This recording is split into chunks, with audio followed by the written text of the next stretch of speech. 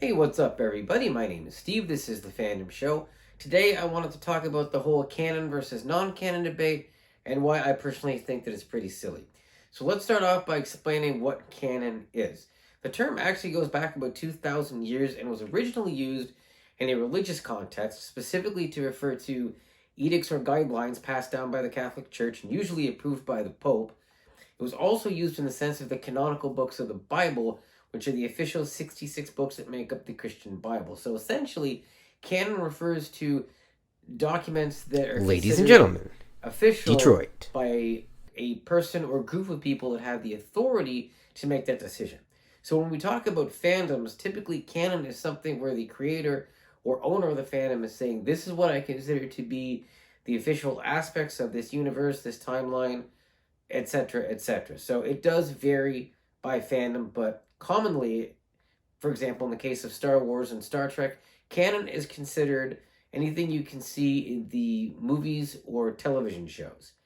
Typically, non-canon stuff is stuff you find in comic books, extended universe novels, video games, board games, etc. Now, animated shows, that can be a little bit of a different thing. So, especially with Star Wars now, there's quite a few animated shows that have been coming out. Some of those are canon and some of those are not. Additionally, what is and isn't canon can change as ownership of the property changes. Disney, when they took over Star Wars, notably decanonized a few things that George Lucas had made canon when he was in charge of the franchise. One of the more notable ones was the video game Star Wars The Force Unleashed. Now, there are a lot of fans who consider canon on like a higher level than non-canon stuff.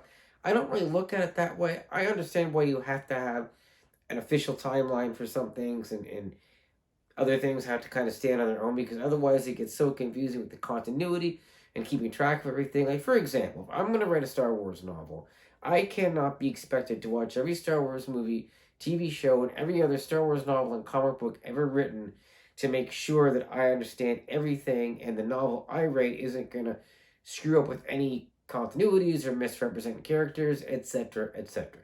There, of course, are some guidelines that I'm going to have to follow, but realistically, I can't go over everything ahead of time, so that's why there are some things that have to, by their nature, be non-canon. Again, I'm not one of those people who thinks that non-canon stuff is bad.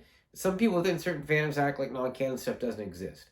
It's like, oh, if the creator hasn't said this is canon, I'm not interested. I don't want to bother with it.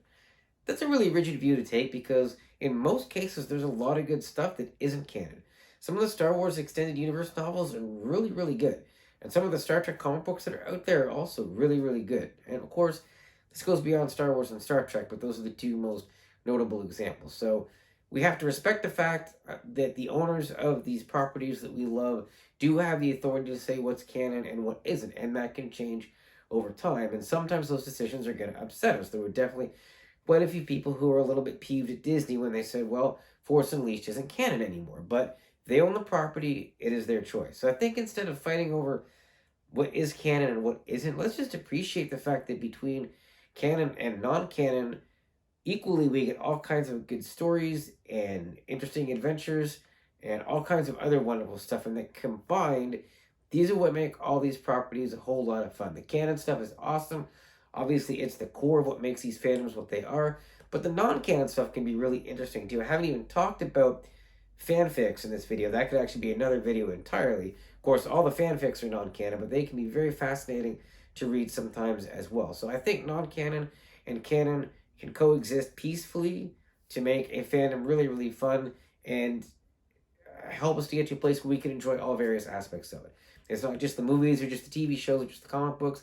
It all represents the fandom. And while we can respect that some things are considered by the owner to be canon and some things aren't, we have the right to enjoy every last bit of it, and that's what makes following these fandoms fun. That is all I have for now. Thank you so much for watching.